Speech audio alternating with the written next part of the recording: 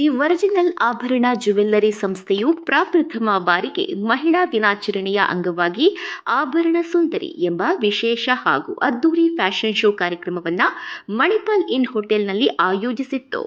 Gold, silver ಹಾಗೂ diamond ಆಭರಣಗಳ ವೈಭವವನ್ನು ತೋರಿಸುವ ಈ ಕಾರ್ಯಕ್ರಮ ವಿಜೃಂಭಣೆಯಿಂದ ನಡೆಯಿತು.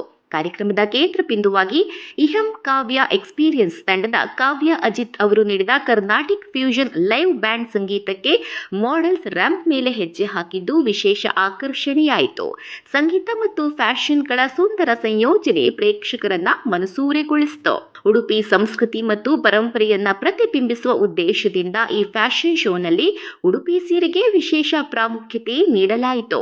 ಕಸ್ಟಮರ್ ರೌಂಡ್ ಎಂಬ ವಿಭಿನ್ನ ಆಲೋಚನೆಯ ಮೂಲಕ ಆಭರಣದ ಗ್ರಾಹಕರಿಗೆ ಆಡಿಷನ್ ನಡೆಸಿ ಅವರನ್ನ ಮಾಡೆಲ್ಗಳಾಗಿ ರೂಪಿಸಿ ತರಬೇತಿ ನೀಡಲಾಯಿತು.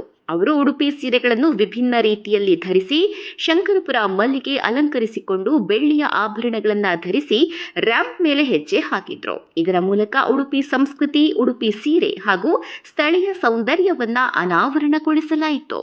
ಈ ವಿಶಿಷ್ಟ ಕಾರ್ಯಕ್ರಮದ ಸೂತ್ರಧಾರಿಯಾಗಿ ಸಂಧ್ಯಾ ಕಾಮತ್ ಅವರ ಕನಸಿನ ಯೋಜನೆಯಾಗಿ ಆಭರಣ ಸುಂದರಿ ರೂಪುಗೊಂಡಿದ್ದು ಅವರ ಮಾರ್ಗದರ್ಶನದಲ್ಲಿ ಯಶಸ್ವಿಯಾಗಿ ಆಯೋಜಿಸಲಾಯಿತು.